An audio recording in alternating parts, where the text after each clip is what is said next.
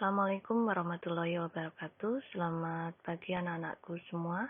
Pada pertemuan kali ini kita akan bahas tentang sistem pencernaan manusia. Kita masuk ke bab yang keempat. Untuk kali ini subpok bahasanya yaitu fungsi nutrisi dalam makanan. Langsung saja. Setiap hari kita mengkonsumsi makanan. Sebenarnya tujuannya apa sih kita mengkonsumsi makanan? Ya, betul. Tujuan utama kita mengkonsumsi makanan adalah untuk menghasilkan energi atau untuk mendapatkan energi. Sedangkan untuk kandungan nutrisi yang diperlukan oleh tubuh kita nanti ada karbohidrat, ada protein, ada lemak, ada vitamin, ada mineral, dan air. Dan keenam komponen ini harus ada dalam makanan yang kita konsumsi agar tubuh kita itu senantiasa sehat. Dari keenam kandungan nutrisi ini, 3 diantaranya yaitu karbohidrat, protein, dan lemak itu harus dicerna dahulu menjadi karbohidrat yang paling sederhana, protein yang paling sederhana, dan lemak yang paling sederhana. Untuk karbohidrat yang paling sederhana adalah glukosa, untuk protein yang paling sederhana adalah asam amino, untuk lemak yang paling sederhana adalah asam lemak dan gliserol. Untuk proses pengubahan menjadi bagian yang paling sederhana itu nanti dilakukan di organ pencernaan.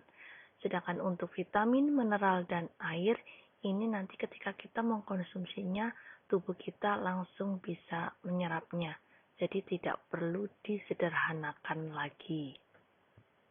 Langsung saja kita bahas satu persatu. Yang pertama yaitu karbohidrat.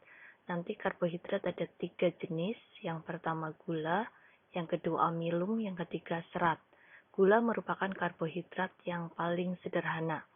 Untuk contoh makanannya yaitu buah-buahan dan madu. Jadi gula ketika masuk ke dalam usus halus kita itu nanti sudah langsung bisa diserap tanpa harus disederhanakan menjadi partikel yang paling sederhana lagi. Sedangkan untuk pati dan serat ini merupakan karbohidrat kompleks.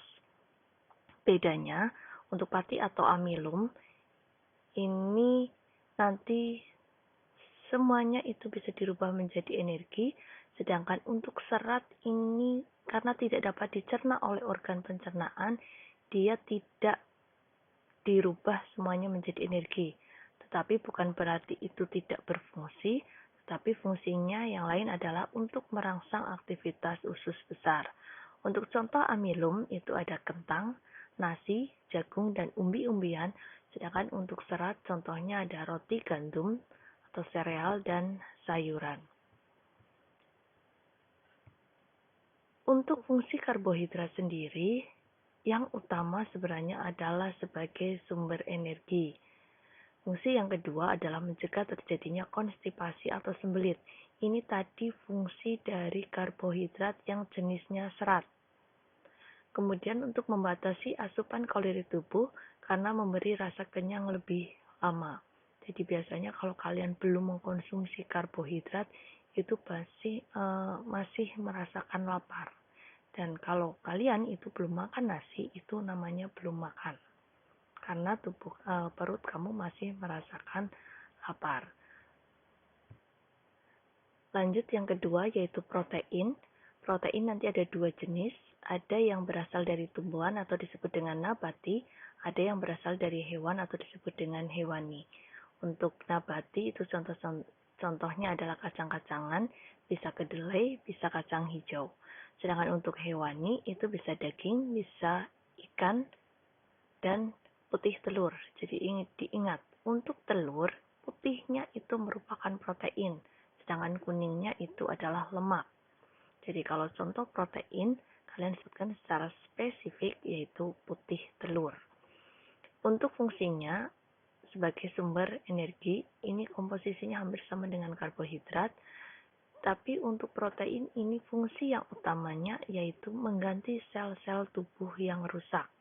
Oleh karena itu biasanya kalau kamu sakit atau habis operasi itu harus mengkonsumsi protein yang banyak. Fungsi yang berikutnya adalah bahan baku pembuatan enzim, hormon, antibodi, dan hemoglobin. Ini juga berfungsi dalam proses penyembuhan sel-sel tubuh yang rusak. Yang berikutnya adalah lemak. Lemak juga sama dengan protein, ada nabati dan ada hewani. Karena sebagian besar juga makanan yang mengandung protein juga mengandung lemak. Untuk contoh lemak nabati atau yang berasal dari tumbuhan itu ada kelapa, ada kemiri, ada zaitun, ada kacang tanah, dan ada alpukat. Kemudian untuk yang lemak hewani itu contohnya daging, keju, mentega, susu, ikan, dan di sini kuning telur. Untuk fungsi lemak sendiri ini sebenarnya adalah pemasok energi yang paling banyak. Kalau tadi karbohidrat dan protein itu hanya sekitar 4,1 kalori per gram, untuk lemak itu 9,3 kalori per gram. Biasanya kalau orang yang sebagai olahragawan itu biasanya mengkonsumsi lemak yang banyak. Contohnya yaitu dia mengkonsumsi kuning telur yang banyak. Karena itu adalah pasokan utama sumber energinya. Yang berikutnya yaitu sebagai pelarut vitamin. Vitamin yang larut dalam lemak itu ada vitamin A, vitamin D, vitamin E, dan vitamin K. Fungsi yang ketiga yaitu melindungi tubuh dari suhu lingkungan yang rendah. Biasanya kalau orang yang tubuhnya mengandung banyak lemak, biasanya dia lebih merasa panas dibandingkan orang yang kurus. Lanjut yang keempat yaitu vitamin. Tadi di awal sudah agak saya singgung, untuk vitamin itu nanti ada yang larut dalam lemak yaitu vitamin A, D, E, dan K. Dan untuk vitamin B dan C itu tidak larut dalam lemak tetapi larut dalam air. Untuk fungsi vitamin itu nanti sebenarnya banyak banget tergantung dari jenis vitaminnya. Tetapi untuk fungsi utamanya yaitu yang pertama adalah pertumbuhan dan pembentukan sel, yang kedua mengaktifkan enzim atau disebut dengan koenzim, dan yang ketiga mempertahankan fungsi jaringan tubuh agar tetap normal. Khusus di sini vitamin D itu akan aktif dengan bantuan sinar matahari. Jadi selama ini kita keliru, sinar matahari itu bukan sumber vitamin D, tetapi dia membantu mengaktifkan vitamin D yang ada di dalam tubuh. Kenapa kok harus pagi hari? Apakah benar pagi hari itu banyak vitamin D-nya? Bukan, karena pagi hari itu ultravioletnya itu paling sedikit sehingga tidak merugikan tubuh kita. Kalau siang hari itu lebih cenderung malah justru merusak jaringan kulit kita.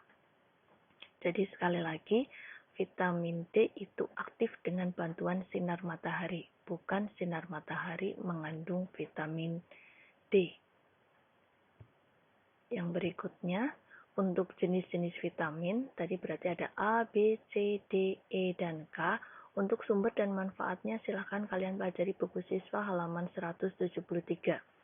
Saya akan menyinggung di sini tentang akibat kekurangan dari vitamin.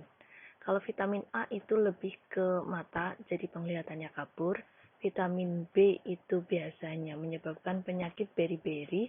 Untuk vitamin C itu biasanya di sini sariawan. Jadi makanya kalau orang yang kena sariawan itu harus banyak mengkonsumsi vitamin C. Kemudian untuk vitamin D ini hubungannya dengan tulang. Kalau yang anak kecil itu bisa cacat tulang, kalau orang tua biasanya osteoporosis. Untuk kekurangan vitamin E itu bisa menyebabkan degenerasi sistem saraf dan sel darah merah. Sedangkan untuk kekurangan vitamin K itu lebih ke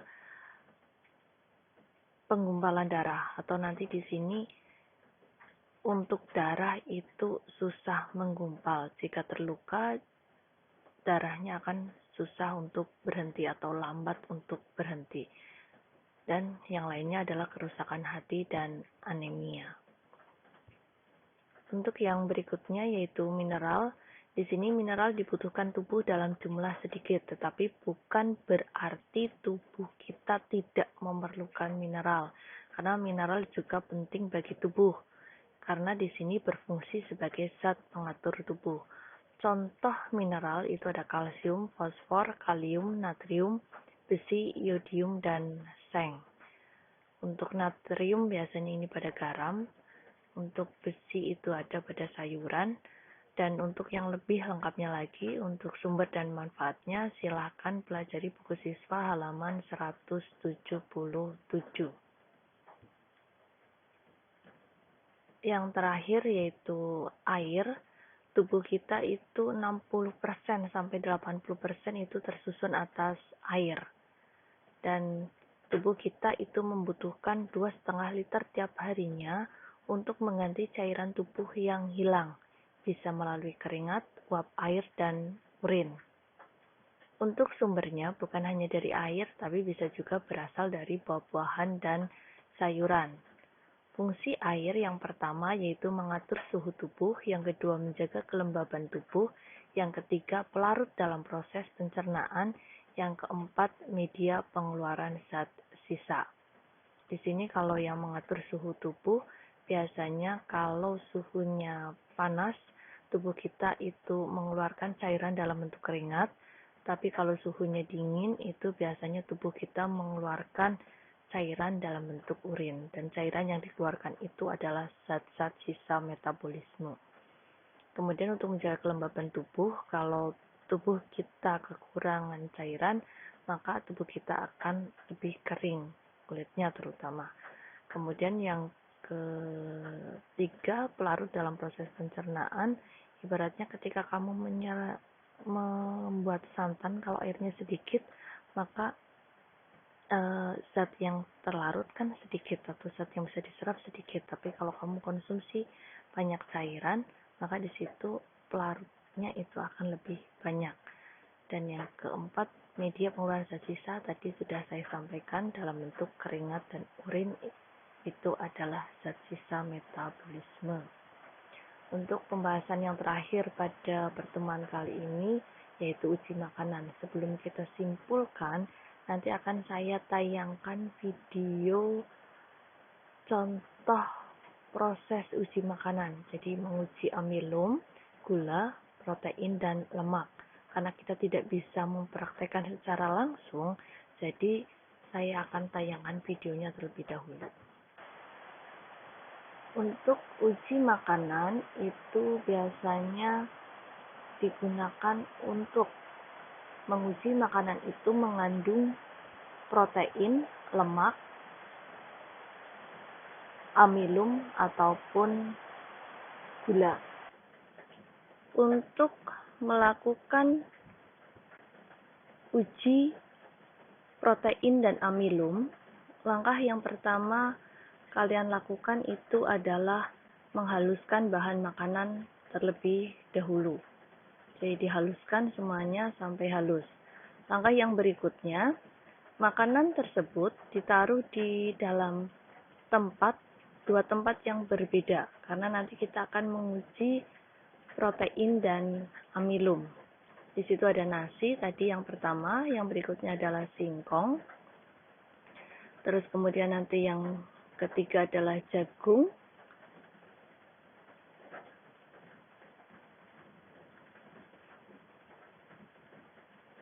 Dan yang terakhir adalah roti.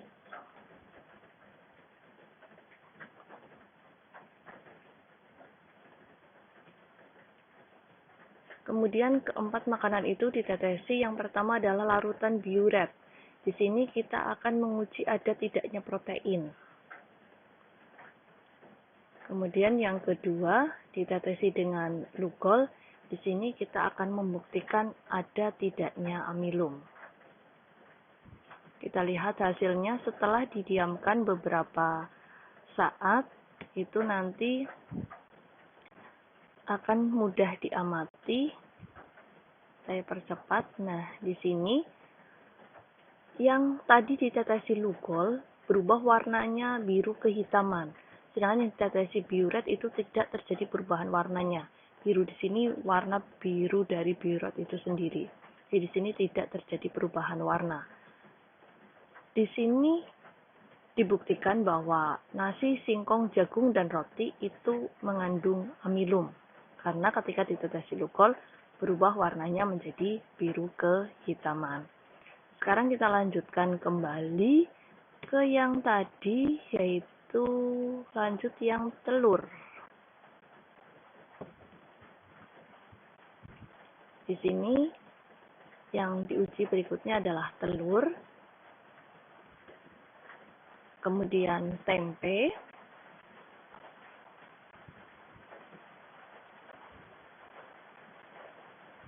lalu ikan,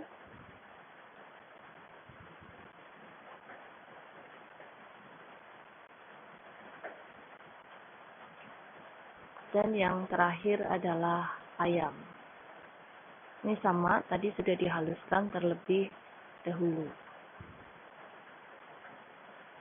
Kita ulangi kegiatan yang pertama, jadi diambil juga biuret dan glukolnya. Yang pertama ditetesi dengan biuret,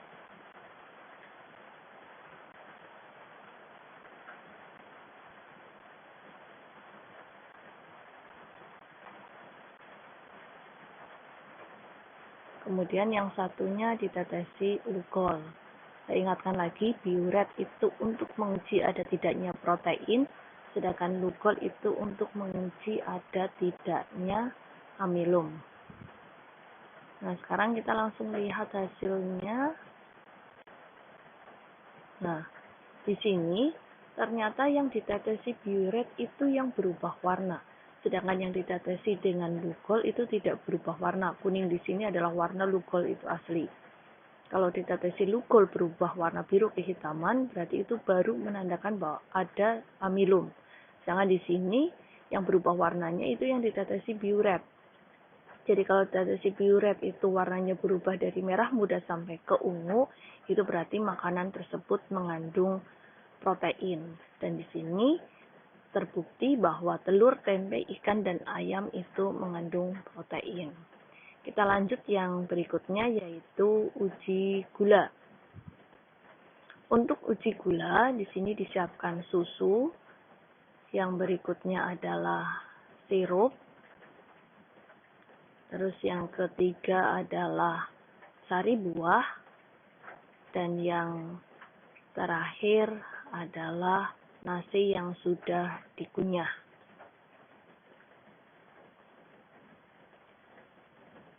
Langkah yang berikutnya adalah ditetesi dengan benedik. Apa itu benedik? Benedik adalah larutan yang digunakan untuk menguji ada tidaknya gula pada suatu makanan. Setelah ditetesi dengan benedik, nanti dipanaskan, jadi campur dulu, kalau perlu digoyang-goyang biar campur rata, kemudian baru dipanaskan. Dipanaskannya sampai mendidih. Kalau sudah mendidih, sudah. Jadi sampai mendidih. Dan ini dilakukan pada keempat tadi makanan tadi atau minuman tadi. Jadi pada susu, sirup, sari buah, dan pada nasi yang sudah dikunyah. Kalau sudah, kita lihat hasil akhirnya saja. Langsung ke belakang. Nah, di sini maaf, terlalu cepat.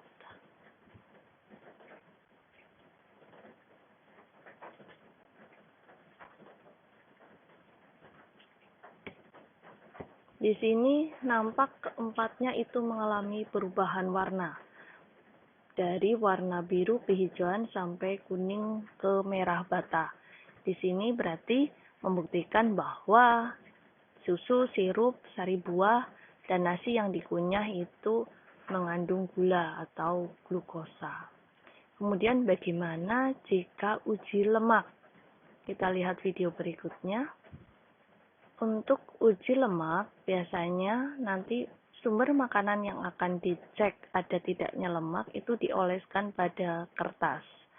Kalau di situ di kertas itu ada noda transparan, berarti di situ makanan itu mengandung lemak.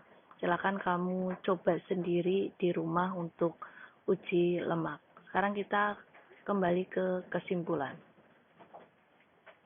Untuk kesimpulannya, berarti nanti di situ untuk bahan yang diuji, kalau mau menguji amilum berarti menggunakan glucol. Di situ berarti mengandung amilum jika larutan berubah warnanya menjadi biru tua atau kehitaman.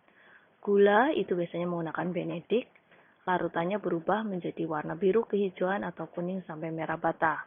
Untuk uji protein itu digunakan Bioret, di sini larutannya berwarna merah muda sampai ungu. Untuk lemak biasanya menggunakan kertas, kalau meninggalkan noda transparan berarti makanan itu mengandung lemak.